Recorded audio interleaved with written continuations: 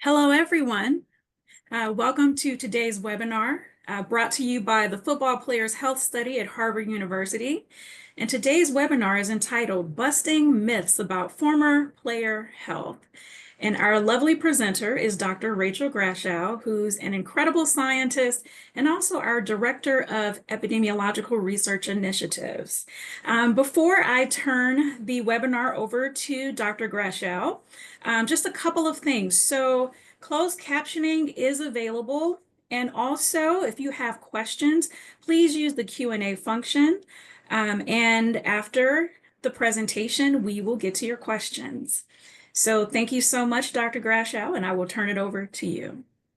Okay. Alicia, Dr. Whittington, do you think we should wait another minute or should I just begin? I guess that's my question. I guess wait 30 seconds or so. Okay.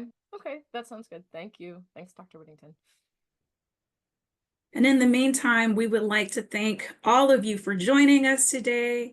We know that we have former players, family members, health professionals, scientists, and also our team at the Football Players Health Study. And if you look in the chat right now, our colleague, Paula Atkinson, has provided some additional instructions. Okay. Alicia, you give me the thumbs up and I'll start. Okay. Go for it. So we're just really pleased that folks took the time to join us today. My name is Dr. Rachel Grashow, and I'm representing the Football Players Health Study today to present to you, to talk today and about our work, but mostly we are here to bust myths, do some myth busting about former player health. And so the first thing I want to do is just give everyone a couple of disclosures before we begin. You should know the Football Players Health Study is at Harvard University, is funded by the NFL Players Association. But we want to make it clear to everyone that the NFLPA has no role in what we study, the design of our studies, how we manage our data, where we publish, what we publish, nor do we share data with the NFLPA, nor with any other legal entity or the NFL. So we want people to feel confident that the data are housed with us and protected with us. We ask that you do not photograph, record, or distribute the contents of this talk. Everyone will get a copy of this talk to watch or share after it's over. And as a quick overview, if there's anyone here who doesn't know us well, a little bit about the Football Players Health Study. So we are the largest study of living former players. We have about 4,500 former players. Oh, okay. Thank you for that comment. Okay. I hope this is better. So we're the largest study of living former players. It's a diverse cohort by age and race and position and geographic area. And we study lifespan, which is length of life, but we also study health span, which is quality of life, the number of years lived without pain, disability, or disease. We have a very strong emphasis on health equity. We ask questions about how discrimination affects health and experiences with discrimination affect health. And the whole goal of absolutely everything we do is to find established, safe, and effective interventions that improve the healths and lives of former players. That's our goal. So today, we're going to be quizzing and teaching and learning about player health. And the way this is going to work is that we're going to use the Zoom polling functionality to this to pose questions that are true or false, and then ask everyone in the room to vote. I'll present the results of that poll, and then I'll tell you what the answer is. The idea here is we want to bust myths, we want to set the record straight, and we want to affirm for everyone that everything we're talking about here is based on published scientific evidence, right? That's how we work. We're very data-driven. And the idea is that throughout this talk, I'm going to keep emphasizing the proactive, positive health behaviors that and actions players can take to improve their health. I do want to make a disclaimer. So while in a lot of ways doing a poll or true false is lighthearted, some of the topics that we're going to talk about today are not lighthearted. So they're sensitive, and they include things like CTE, cognitive problems, health, life, death, self-harm, and relationships. So I want to be clear that we want to have a very honest and straightforward conversation with players and their family members and health practitioners. And we want to encourage you to ask questions, because whatever question you have, someone else in the room probably has it too. And we're on this journey together to really do the best we can for former players.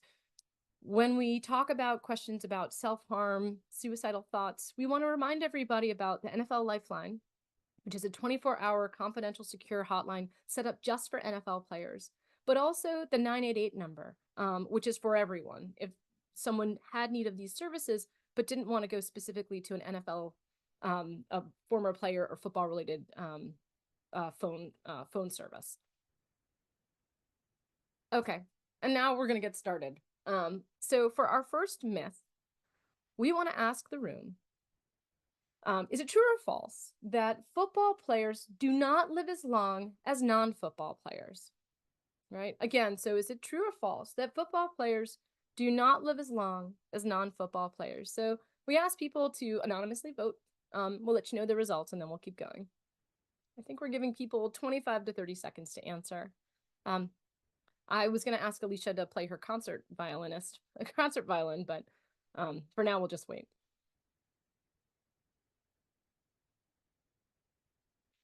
Okay, so I will let everybody know that we are, as you can see, evenly split here. About half of our attendees thought it was true and half thought it wasn't true. Okay.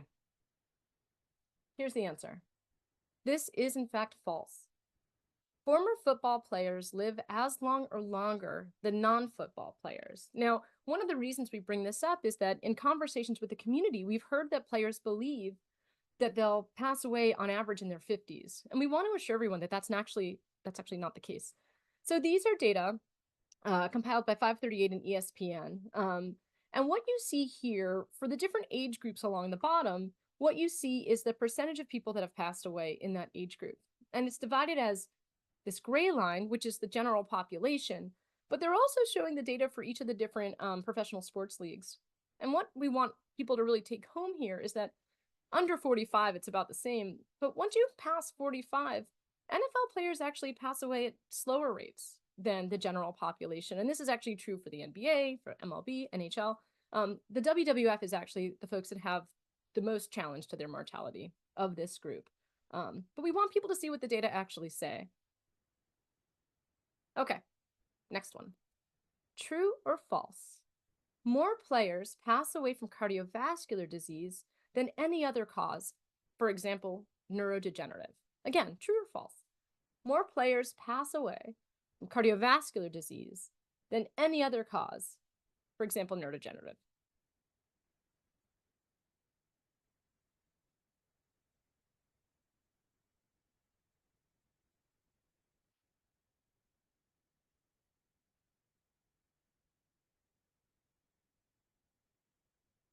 All right, I hope everybody votes and takes a guess. All right, what do we got? Ah, true. So most of the participants said true to this one, and we will have a look. And they were right. Former players are more likely to pass away from cardiovascular disease than any other cause. And what you can see here, these are data taken from the National Death Index. So this is the national clearinghouse that holds basically cause of death for all individuals in the US. And we can look at football players specifically in the different sports.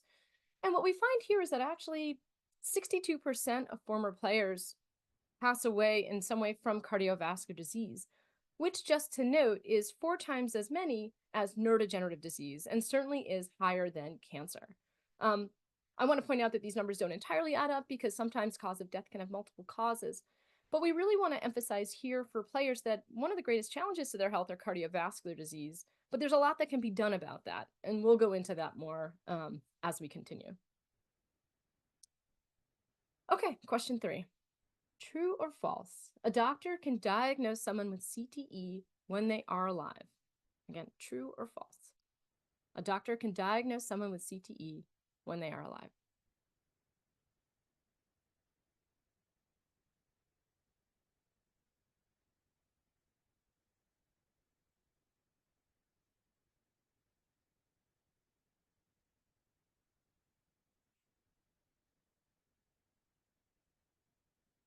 All right. see what the results are. False. So for everyone who answered this question, they answered correctly. The answer truly is false. There are no medical criteria for CTE diagnoses for living people. Any clinician or physician that tells you otherwise is misinformed. CTE can only be determined on autopsy after someone passes away. Now, you would think because it's a postmortem diagnosis and because we mostly deal with living players that in some ways we wouldn't be looking at this. But the truth is that even conversations around CTE are affecting our living players. So for example, 3% of our participants were told by a medical care provider that they have CTE. Now, we know that CTE is absolutely real, and there are very capable and talented scientists working today to figure out how do you diagnose it in the living people, and then how do you treat it. All that stuff is ongoing. But at the moment, none of those are really clinically available at this time. But in our care for living players, we have concerns that players may think that they have CTE, even though they'll never know at the moment where things stand now. And we asked this question of the former players that have taken our surveys. We asked, do you believe you have chronic traumatic encephalopathy or CTE? And we didn't give any definition because you can't really give a definition for something that hasn't been defined for someone who's alive. And we had about 2,000 people answer this question. And what we found was that among these people, these participants, a third of them thought that they had CTE. And one of the things we thought to ourselves when we looked at this really hard number was, this is probably not random. What do the players who think they have CTE, what do they have in common? What can we learn from those commonalities in this group with these concerns? And what we found was that almost all of them were suffering from cognitive symptoms, right? Trouble with memory, with thinking, with planning. An enormous fraction reported low testosterone. And as we know, testosterone is very important for metabolic health, for cognitive health. They reported that they had more concussion signs and symptoms from when they played. They were more likely to be depressed, have emotional mood issues, to be experiencing chronic pain, to be younger. All of those factors were associated with thinking someone had CTE. Now, we know that thinking that you have any incurable neurodegenerative disease can bring up feelings of suicidality and depression, right? And we take this very seriously. And so we had asked these same individuals, how often did they have thoughts of self-harm or suicide? And what we did was we split out, as you can see here, the players who didn't think they had CTE from the players who thought they did. And what we found was that 1 in 20, or 5%, of players who didn't think they had CTE had frequent thoughts of suicide and self-harm. Among those who thought that they had CTE, we saw 25%, or 1 in 4, who had frequent thoughts of suicide or self-harm. This is obviously incredibly alarming and important. And we want to be clear that we can't know whether the folks in either group do or do not have CTE.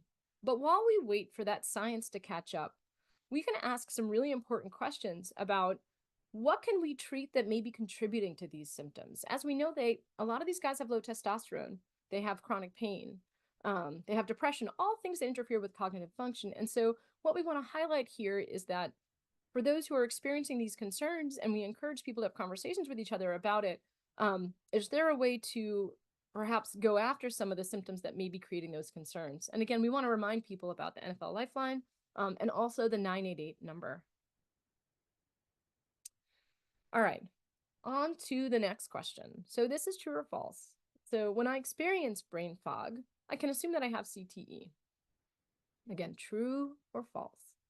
When I experience brain fog, trouble with memory, thinking, concentration, I can assume that I have CTE.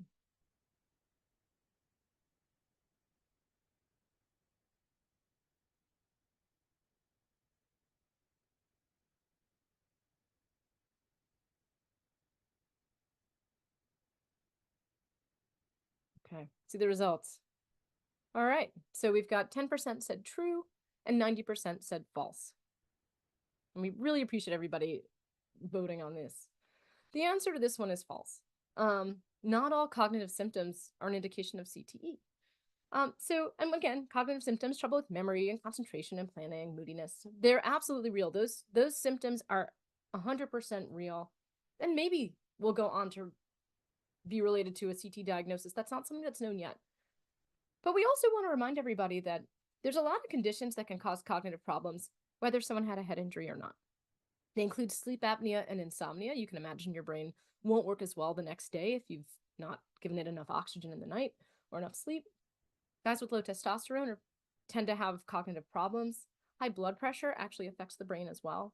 Having chronic pain absolutely affects thinking and cognition. Obesity, depression and anxiety, opioid use or prescription pain medication use, and diabetes. As I've said, all these things have in common, obviously, that they can be related and they can cause cognitive problems. But one of the most important things that these conditions have in common is that all of these can be treated and managed. So we want to be clear that there's a lot of conditions that are really common in former players. We find these in higher numbers, some of them in higher numbers in former players. But there are treatments and management strategies available. And honestly, what we don't know that we feel tasked to find out is we don't know whether head injury plus these conditions, if untreated, what does that mean for the brain in the long term? So what I'm showing on the right is not data. This is just a schematic, just to demonstrate that if you're thinking about age along this axis, and we're looking at brain aging, and we imagine that there's some amount of head injury occurred in the younger years, we can think of this black line here as normal brain aging. And the question that we have for ourselves as researchers and clinicians is, to what extent is head injury, along with pain and untreated sleep apnea, untreated hypertension, and low testosterone, is there a possibility that all of these are synergizing, if untreated, and that over the long term can affect the trajectory of brain health? We still don't know because it hasn't really been studied yet. What if we treat and manage these symptoms all along?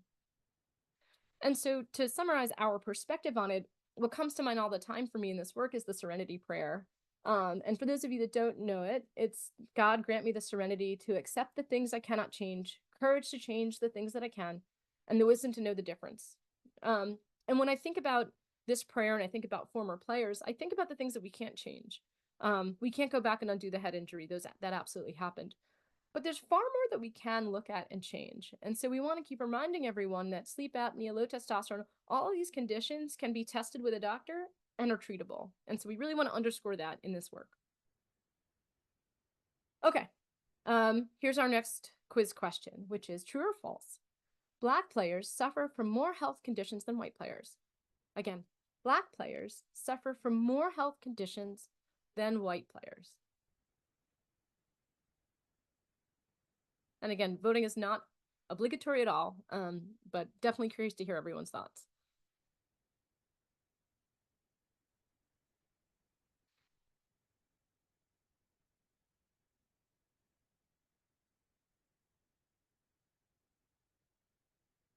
Okay.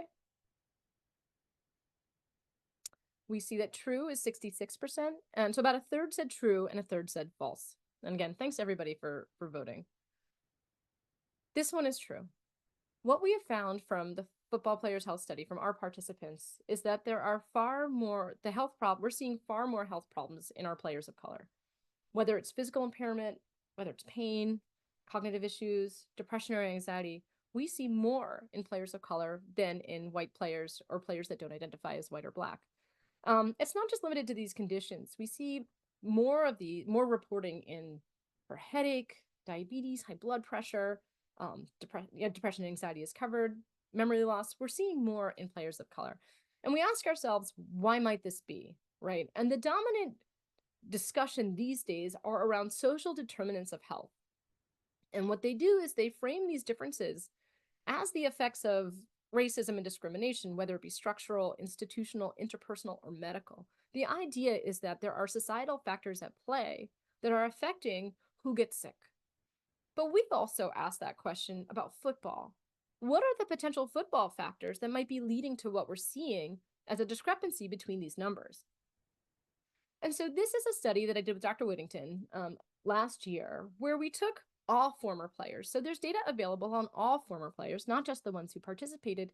And we looked over time at how the demographics of the NFL or AFL have changed. And we started in 1960 when some of the teams were still segregated and followed them to about 2019, I think it is. And what you can see is that there's absolutely a change over time in the representation of players of color in the NFL. And we've shown these to a lot of different people. And some people look at this and say, oh, this is great news. Like we can see that there's diversification, especially looking at where things began. But the story is actually a bit more complicated. Because when we break these apart by position and look at these trends by race over time, we actually see a bunch of different patterns. So we see the patterns that mimic what we saw before, where for defensive back, for running back, for defensive line, wide receiver, we see that they started off as white, but actually flipped to become majority players of color. There are some positions here, like offensive line and tight end, where they actually sort of hit an equilibrium. And then there are some that we refer to as durable segregation for quarterbacks and kicker punters. Again, this may have, the numbers obviously would change in the last year or so, but for now, as of 2019, we see this sort of durable segregation between these positions. And as everyone who knows football knows, positions are not created equally, right? They have different types of orthopedic injuries that they come with, different types of head injuries, different length of career, different prestige, different income. So as we start to disentangle why our players of color may be reporting and having more illness, we want to look at some of these football factors to get at the bottom of it and understand it. Okay, true or false? Football players are smarter than Harvard. True or false?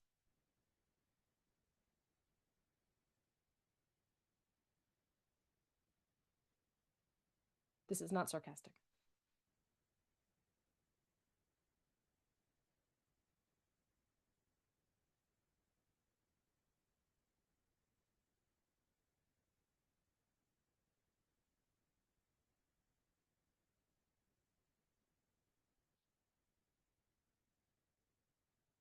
Ooh, evenly split.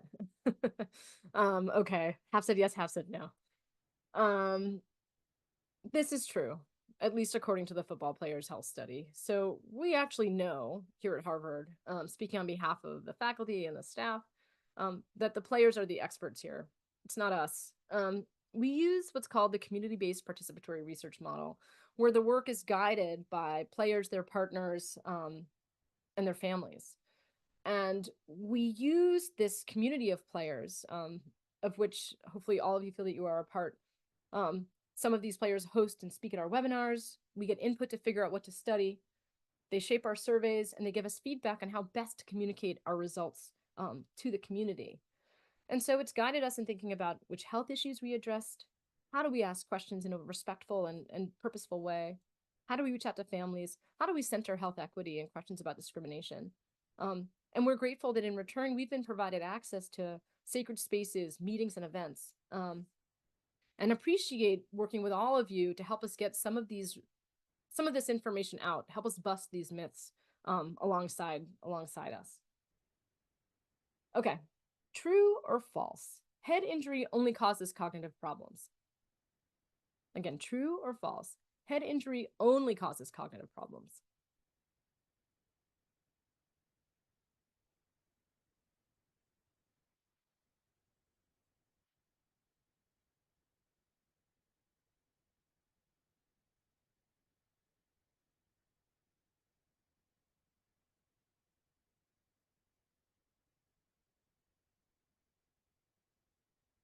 Okay. False. Oh, I'm very grateful to see this one. So for the most part, everyone said false, which I'm glad to see. So before I get into the fact why this is false, I just want to point out that there's a framework for understanding former player health that has existed for quite a few years, and it looks like this. Head injury and head impacts while playing. The idea is that people have talked about how they impact the brain and mental health. And the thought is that over time, this impacts or leads to cognitive dysfunction or decline. So this is the dominant model that we see out there today.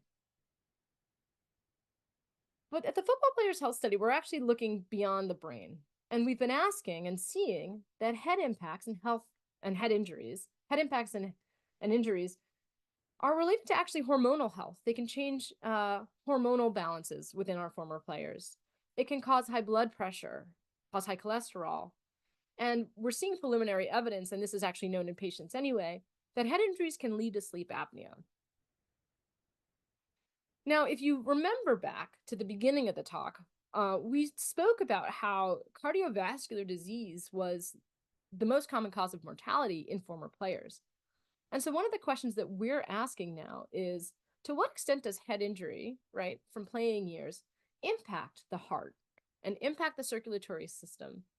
And then the question is, how does that relate to later cardiovascular dysfunction and decline? And one of the reasons this is exciting to ask is that, unlike at the moment for brain and mental health, some of those brain changes and issues, hypertension, high cholesterol, cardiovascular disease is largely treatable, whether it's medicine or diet or exercise. There's a lot that can be done to understand and perhaps break this pathway that we're seeing here.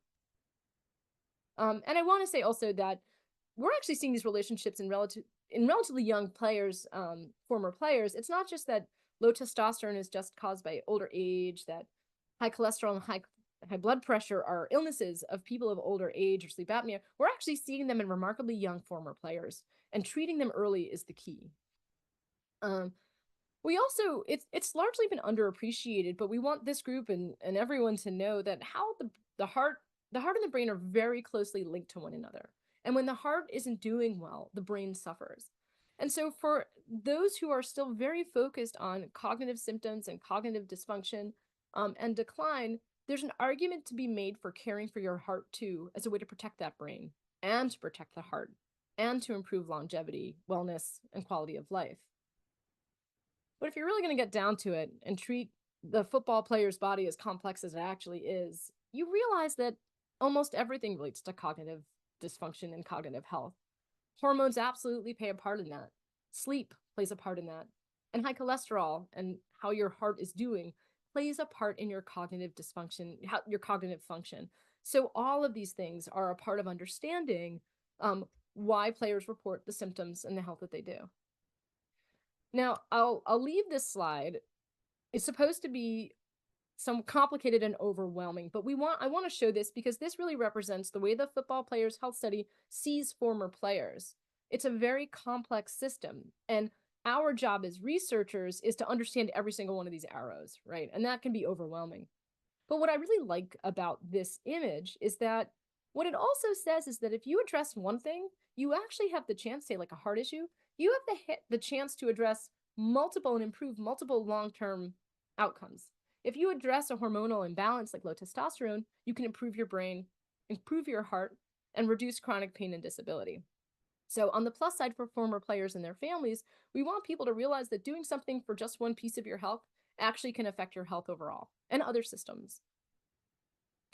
Okay, so now we're on the lightning round. These are going to go a little bit faster with some true falses and then some follow-up after that. So true or false? Research benefits scientists, players, and their families. Again, true or false? Research benefits scientists, players, and their families.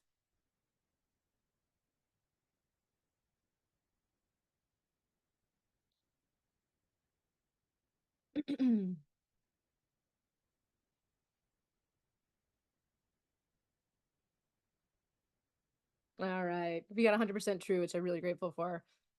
This is absolutely the case the way we see it. So, our study does produce, results returns and give back to the community, but we actually have a couple of initiatives coming up that really we think are going to improve the lives and health of former players. So just to give everybody a little sneak peek here, this year we're going to be releasing the press study where we connect former players with a remote physician, but a local pharmacist who will work together using blood pressure cuffs from home to get blood pressure under control. So this is a study for folks who are worried about their blood pressure.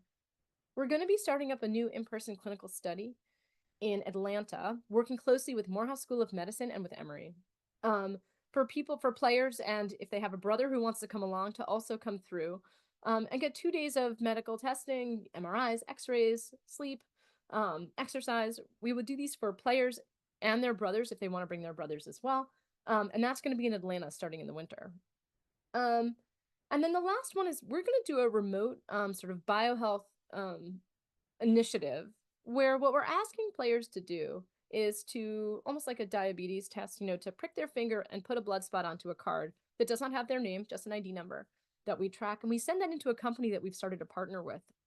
And what the player gets back is, as you can see here, it's shown right here, they're going to get an overview of some of their health, some health factors. So stuff related to cardiovascular health, like cholesterol, triglycerides. They'll find out information about their testosterone levels. They'll also learn about blood sugar. They'll learn about insulin and HbA1c, and also a measure of inflammation. And the hope is that for players who want to engage more with their health directly, this is information that they can use and they can bring to their doctors, with the hope that this will kind of encourage people to treat what's treatable if anything shows up here at all. So this is all a showcase of what's to come. Okay, lightning round, true or false? Only sick people should join health studies.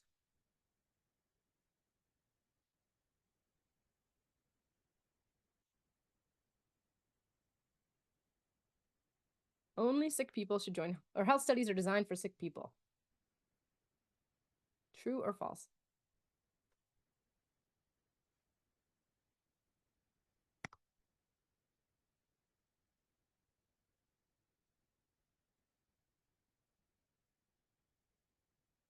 Okay, good. False. That's exactly right. Good job. We need healthy people to do our health studies also. If you only get sick people joining a study, all you'll learn is about sick people. And there are football studies out there that really have encouraged people with symptoms to come in, but that doesn't actually tell us anything about the people that are doing well. And I always liken this to polling people that are standing online to get ice cream. If you ask those standing online for ice cream who likes ice cream, you're going to get 100%. But you can't then turn to the world and say 100% of people like ice cream. You have to be a lot more thoughtful to get a more broad representation. And so when we think about our study, I think one of the reasons our findings have been powerful is that we have a large group of people with a wide variety of health, playing experiences that we can draw from. So we just want to make sure that those on this call, as you think about joining our study or others, that it's for both people that are healthy and sick, people that experience symptoms in one domain, but not another. Okay, true or false? Players with the longest careers experience the most health conditions. Again, true or false? Players with the longest health careers experience the most health conditions. And I hope everybody votes. Take a guess.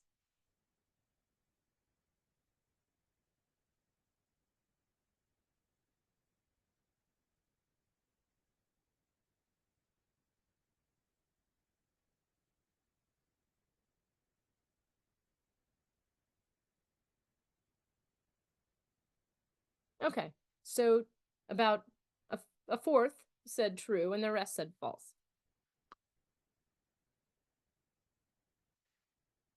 When we're talking about career duration, before I go further, I just want to say that career duration, or the years that someone played professionally, is often used as a proxy for football exposure, as a shorthand.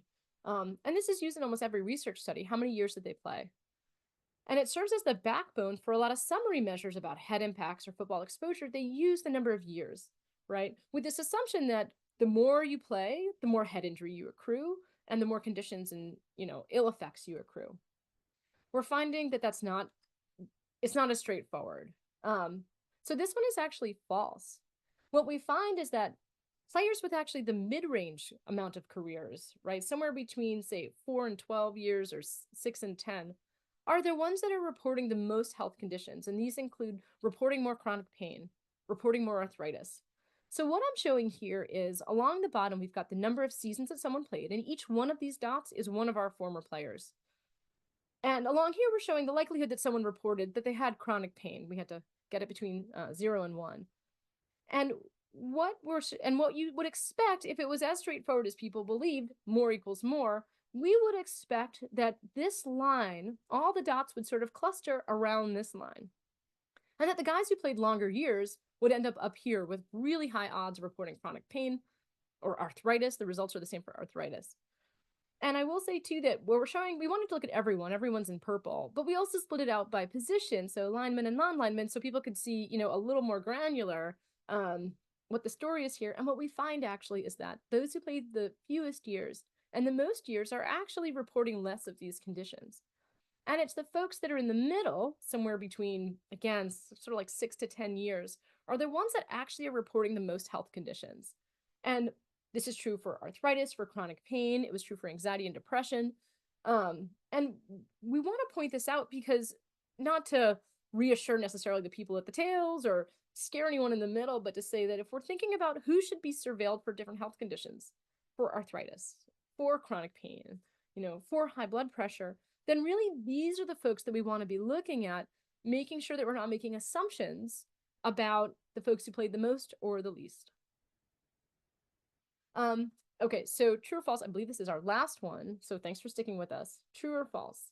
Only football players, but not their family members, can participate in football players' health studies, in FPHS studies.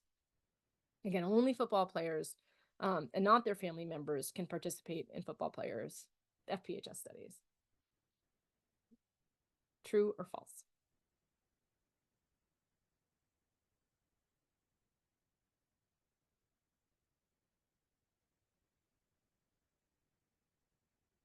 Okay, so 15% said that was true, and the rest said false. This one's false. So the Football Players Health Study also runs other studies that include the wives, partners, and brothers of former players. So FEMFL, or Family Experiences Managing Football Lives, was an ask from the community. Family members of NFL players asked us to study them too. So we started FEMFL in conjunction with a bunch of different leaders and clinicians from the former player community. And we're studying things like caregiver stress, depression, and anxiety. And when we look at this, we're looking at things that we know are stressors for families: the number of young children, how someone's health is, income level.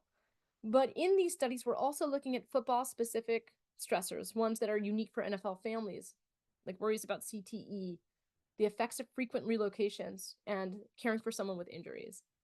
And I'm also proud to say that we launched the Brothers Study. So brothers of former players can also come earn a little token of our appreciation and take a survey with us.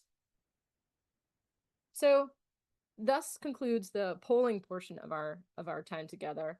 Just to summarize, we hope that I've dispelled some myths, anything that you thought was true that actually may not be the case. We hope that you'll communicate this with other people that you know. We hope you've broadened your understanding of player and family health, and really encouraged for those of you who may be thinking about any of these conditions to communicate with your healthcare providers. I'm going to go into a couple resources that we have. Oh no, somehow I lost a slide here. So we ran a campaign called Know Your Over Under Hypertension campaign. We really want to encourage people to look at their blood pressure. It's a silent killer, but it can lead to things like loss of vision. It can lead to depression and cognitive problems. It can lead to heart disease and lower your testosterone. So we're really kidney disease. We're really hoping folks that will do this. The piece that's missing that I want to make sure to talk about is that we've created a health checklist, and I think Paula or someone else will put it in the chat, and we hope people will click on this because it's basically something that someone can take to their doctor and say, can we look at all of these things? See the man and the player. Look at all these conditions that are common to American men. Go through those and note that a lot of the conditions that we want people to check can cause cognitive problems on their own. We also have on that checklist a number of different interventions, so different medications and exercise and all these different pieces that we hope people can look at and realize there's a lot that can be done for health, and that exercising can help your health along a number of different domains. So before I finish and take questions, I just want to acknowledge all the former players who have participated in our studies, their families who support them, the families who have done FEMFL, the brothers who have participated. I want to thank our player and family advisory boards who absolutely guide our work and hold us to a high standard. The FEMFL advisory board, and then the staff and the faculty of the Football Players Health Study for all their help doing the work and putting this talk together. And from here, I'm going to shut this down and then we'll answer some questions. So thank you.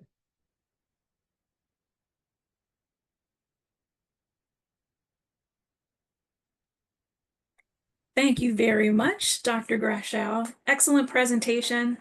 And we hope that you all learned quite a bit. You all get an A for participating. So now to our question and answer portion of the webinar. As a reminder, you can use the Q&A function. And so, Rachel, we do have a few questions. So let's start with the first one. How does the rate of cardiovascular disease compare to the rest of the population?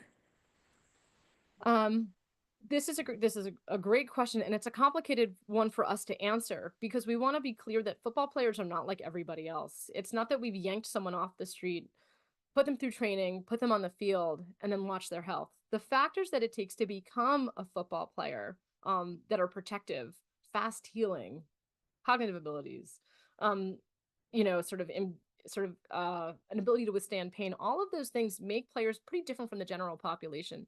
And so, without having exact numbers, I will say that players on average are as healthy or healthier than the general population. So we can say that broad scale.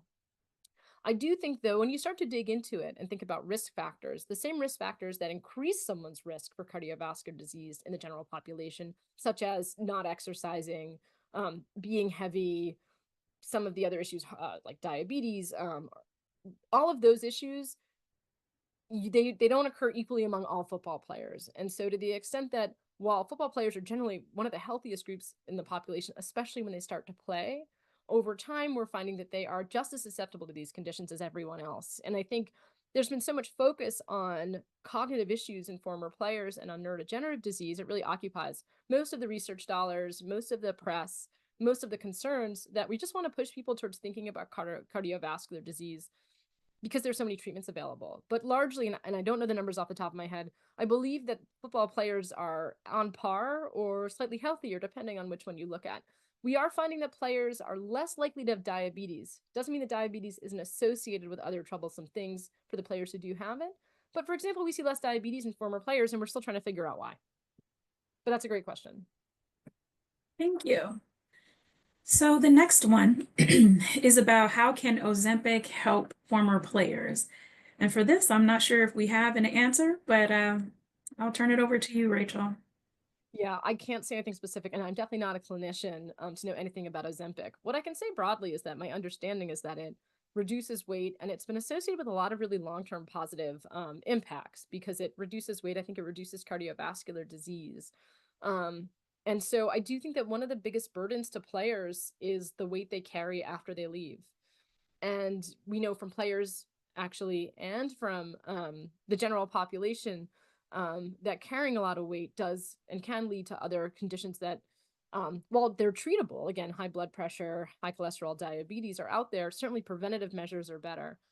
So in whatever way that we can encourage players to lose weight, exercise, and the benefits of exercise, you can't put a number on that. Um, Take medication that helps. I think all of that stuff is encouraged. My guess is in former players, it's just as beneficial for them as others. But I'm not saying that based on any particular data, just what conversations I've had and the little bit I've read. Thank you. The next question is also, as a whole, former players live longer, but how about per position?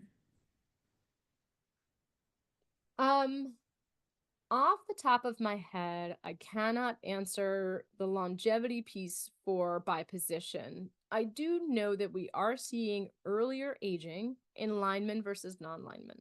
And a lot of the conditions and issues that we talk about do occur more in linemen. So if I was to guess, my guess is that there probably is a difference in longevity and mortality by position as well as certain issues. So I think you're onto something there for sure. I think the question is like, if that's the case, how do we specifically target parts of the football population that are vulnerable to some of these conditions over others? Um, so I think that's the case. I think we want to underscore that while mortality is just as good or better in football players, that doesn't mean we can't improve upon it. And it doesn't mean there aren't factors that play for and against players as they try to take care of their health. So I believe there probably is a difference, but I don't want to say anything without the citation in front of me. Thank you. Next question. Which was the study in Atlanta this winter? Oh, we have two amazing studies in Atlanta starting this winter and spring, both in affiliation with Morehouse. So, in Atlanta specifically, we're going to be flying or driving players into Atlanta to do 2 days of full body testing. So, that's going to be again MRI, X ray, blood work. So, that's one of the studies that's going to take place in Atlanta that people would have to come in for to Morehouse and to Emory. The other study, the remote study to control blood pressure, again, that's happening this spring. That we just need people to be in a neighboring state close to Georgia. So Georgia, Florida, Tennessee, I don't want to say offhand, but we'll be reaching out about these. But the idea is that if you're in one of those states where our incredible faculty at Morehouse have licensure, then we'll be able to provide this intervention where you get a blood pressure cuff at home that's Wi-Fi enabled to a program to record them, and then you work to titrate medication with a pharmacist and a physician. So that's one of the ones that's coming up. That's Georgia based, but you can certainly live outside of that general area. And the hope is that as we show success with that model, which has been incredible for non-football players, that we'll expand it to more states as we go. Wonderful. Thank you. So the next question is, when assessing career length and its impact on health, is it just the professional time spent on the field that you measured, not the 4+ years of Division I college time spent on the field? Oh, such a good epidemiological question. At least for this study, we just looked at professional career, largely because that's what's used in all these other studies. As I flip through almost every study I read, maybe every study, they list the number of career years. So that was why we began there. So you're 100% right. We did not look at the 4 years of college before, and then the variation in the years that came before, because there are some people that played since they were 3, and some people that played basketball all their lives and then ended up doing football in college and beyond.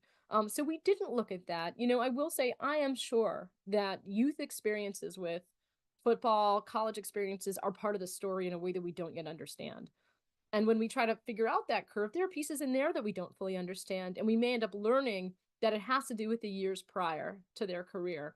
But for that paper, that's pretty much what we looked at, just to try to change the conversation a little bit and undermine some of the assumptions that might be leading other researchers astray, because that's our big worry. Excellent answer. The next question is, what are the remedies for low testosterone?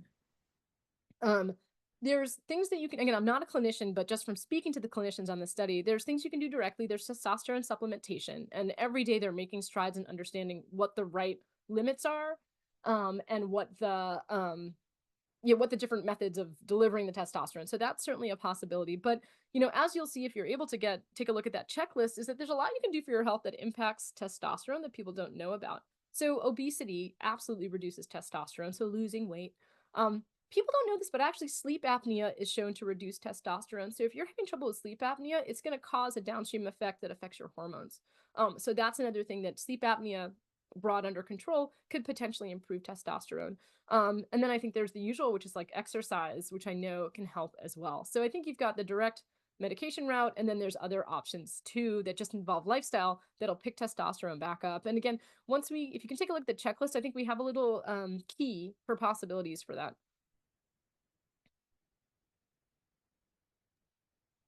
Thank you, Rachel. So we have just general questions on how to find information about the various initiatives that are Yeah. So I will say that a lot of what I into. talked about are previews, and that we are still putting the finalized touches on how to launch these. So it's so exciting to hear that people are interested in these, and that gives me so much hope and excitement for what's to come.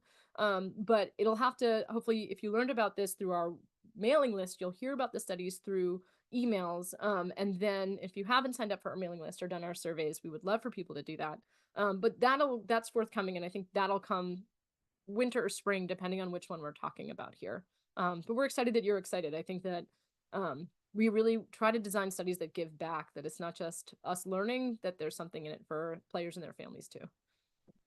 Excellent. The next question is, if a player was seriously injured during their career, how do career-ending injuries impact mental or physical health? I mean, that's a great question, because I can imagine that a career-ending injury would have both, as you say, mental and physical effects. The mental, and I would imagine in some ways traumatic experience of losing one's career identity, perhaps financial standing, would be profound. So in a sense, and I would look to the military's model for this, because I know they've done a lot of studies on folks that are forced to leave the military quite quickly because of injuries, is that there would be a profound effect on mental health, and that over the long term, a change in identity, I think that would require a lot of support. So I'd imagine that for folks that leave due to a career-ending injury, that being on the lookout for those things and treating, again, like I can't say enough that We talk about depression, but people forget that it's treatable, right? Anxiety is treatable. And I can see both of those things, even if someone left from an injury they fully healed from, would have those effects between medication, therapies, community engagement, all those things affect depression. So I could see there being enormous mental health impacts on that. In terms of physical, you can imagine, obviously, if someone has an injury they fully heal from, that's a different story. If it's something that has long-term effects, say, that causes chronic pain, that chronic pain reduces exercise, leads to sedentary behavior. Being depressed reduces people's willingness to exercise, and that has physical health effects. Again, trying to get back to the fact that everything is very interwoven for former players. Um, I think that the career-ending injuries, the question is like, are you going after the stuff that it's led to? Are you treating your chronic pain? And there's lots of options for that. I think it's about being proactive. The worry is that untreated, all of these things for a long time aren't good for the brain or the body. Um, and the question is whether players who are experiencing them have fully explored all their options with a good doctor. But I would think that the effects on a shortened career, and I think that I imagine a lot of the guys in that middle section of career duration probably left for a career injury, right? And that might be related to why they're in so much pain and reporting more. So I think it's all interconnected. On our behalf, we just want to say, who should we be looking out for, right? Who should we be really nudging to get their blood pressure checked or to get their chronic pain treated? Because they just have such reverberating effects down the line. The next question is quite fascinating, and you're going to love this one because of its inquiry about um, exposure. And so the entire epi team, we'll just go epi team. Listen up. Okay. So this question is, in Division III college football, I only played 7 games a year. My NFL teammates played 12 games plus a year during their college years in Division I. These seem to be profoundly different numbers that might affect our health. Yes? Yes. Oh my God, you're right. I love this question. Um, People want a single number. This is why they gravitated to career duration. They want a number to represent your football exposure, right? And I just, that number does not exist. And as I've gotten further into this field, there are so many different exposures that are worth looking at in football players. Did they take performance enhancing drugs? How many snaps did they play? Did they get hit on the head? Did they have to have a lot of surgeries? So I think you're absolutely tapping into the epidemiological mindset, which is to say, not all football players are the same. What do we need to ask? And what do we need to study so that we can match up a specific playing experience with an outcome, especially if we can treat that outcome? How do we link those things together? So, absolutely, I think the burden is on us as researchers to create measures and measure the stuff that matters. And to me, like, this is where working with former players has really helped. We've had former players who authored our papers with us, and in that case, someone said, what about snaps? And that sort of started a whole conversation of bringing in snap data. So I think that, yeah, how do we creatively and work with the community who can tell us what should we be looking at? And I think number of games is a key piece of it. We recently tried to look at whether someone started or not is a part of the story too. But it's a really complicated field to go after, but understanding that exposure is critical if we're going to say anything helpful. That's a good question. I figured you'd like that one. I like it. I like it so much. Yeah, please continue to educate us on these topics. We become better scientists when we hear from you. So the Yes. next question is, what are the blood pressure limits that should be monitored? Should we pull up the Know Your Over Under card? Yeah, for sure. Let me do that. Let me just get my screen ready. So we can look at that together. Because this is something I don't know offhand. The cardiologists on our team know this very well. But I don't know this off the top of my head. Oh, shoot. Hold on. Give me 1 minute.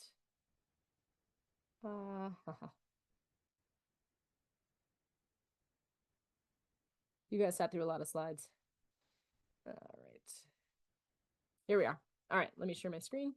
And I don't know, actually, so I don't know if Alicia, if you can share the over under card. I actually don't have it on mine. Yeah, so Paul is sharing it in the chat. I think that's where we can see it. I know that the number has changed. I don't know whether the systolic is over 120. I think it's 130.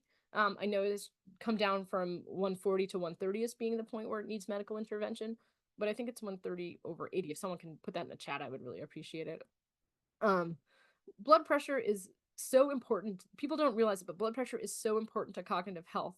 And blood pressure it goes higher for people who experience more discrimination, for people who have more stress, for people who are heavier. People who've had more head injury are more likely to be hypertensive or have high blood pressure. So there's a lot of things that hopefully will motivate people to get their blood pressure checked and get it under control. I talked to a former player years ago who said that he'd had blood pressure since he left the league, but that his doctor said, "You're young, you're healthy, I'm not going to treat it." And so he lived with high blood pressure for many, many years, and I think was suffering from cognitive effects later. The fear is that someone will have high blood pressure that's treatable, decide their cognitive problems are related to CTE, which at the moment we can't do anything about yet, and then give up. And we really want to undo that narrative and really encourage people to look at those things. So, and potentially participate in our blood pressure initiative, get a free blood pressure cuff. So. Thank you. We have a few minutes left if anyone has any other questions. We'll give you 30 seconds to put another question in the Q&A or chat box. But Rachel, I've worked with you for many years now, and in creating the health checklist, can you share with our attendees what that process was like and why did we do this? I had a fascinating conversation with a former player, a bunch of former players too, and asked, you have to be so driven and talented and focused to get into the NFL. And one of the questions that I always wondered was why then is it hard to channel that towards health? And what one of the players said to me was, we're not more driven, we're just really good at taking directions. If you tell us what to do, we will do it. And that's how we got as far as we did, partially. And I remember thinking about that, and someone said to me, like, I need a playlist, like I need a playbook. If you give me what to do, I'll do those things, but I just don't know them off the top of my head. And that's when that sort of synergized with the people who were saying, I'm having all these cognitive problems. I think I have CTE, but I also have sleep apnea, and my testosterone was low, and I didn't do anything about it. I have high cholesterol, and so a little bit it was like those two things coming together, which is to say, these are the things you should check before you give up hope on yourself. These are the things you should check. And then the checklist was born. And we work with so many talented clinicians that coming up with a list of things that, men should look at was straightforward after that. And you helped develop it too, Alicia. So you're part of the process. If there's any part of it that you want to share about putting that checklist together. Well, what I found to be really fascinating. So, one of my degrees is in health systems management and how people access healthcare. And different community members shared with us that for the first time, they're navigating a complex health system without, the help of someone related to the football world. And I found it to be quite fascinating as well, because we know that conversations that you have with your clinicians can go in a number of directions. And this particular resource was created to enhance those conversations so that it's a bi-directional learning tool. And I've spoken in the community, and so have you, at several events, and we've gotten a lot of really positive feedback. And of course, this is like a living document, so to speak, meaning that if there are any other questions to add to it or resources, we're really, open to hearing about that because we want this to be a tool that helps everyone. And we've heard non-football playing family members say that it's helpful for them too. So share it with everyone. All right. Well, we want to thank everybody for joining. Yeah, we have more. Oh, we do have a couple of questions. Okay, really quickly. Have you studied success of players after football? That's a great question. Actually, this is an avenue that we're just starting to look at. And one of our postdocs, Dr. Nikki Constantinides, is asking questions about flourishing. What are the factors that lead to certain players flourishing? And so while we haven't fully followed through, that's just in the development now. We are really excited to ask those questions and look at things like resilience to say, what are the factors that really lead to that? But we'll have to wait for Nikki to come back to this group and report on what she finds. But we absolutely want to focus on the positives too. Awesome. Do we have time for one more question? I So do. exposure expert in the Q&A has asked another question. So this one, each of my four teams in the NFL had different philosophies regarding contact at practice. Do you explore the varied exposure to trauma in the practice area of football and not just the games played? See, again, this is where our research grows out of these conversations. Honestly, we haven't really asked player. We have a little bit actually. We've asked players to talk about their practice. We haven't looked at those data yet, and I think your question sort of is a kick in the pants for us to say to go back and look at those data and see if there are relationships. I always believe that our brains are the best pattern picker uppers that are out there, and with your question, I wonder if you do see a difference. You have sort of seen something different about the folks that had more intense practices versus those that didn't. So I think that's something that we should absolutely look at as we better understand exposure.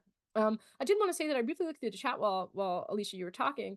And I just want to say that what Mitch posted about the longevity being 56 is so wrong. And I would be happy. I wish I could be connected to that person to show him all the published literature that says the absolute opposite. So it's so troubling to know that even medical care providers are saying things that are a bit hopeless and untrue for former players. But you see how pervasive some of these myths are, and they're not inert, they're not innocuous.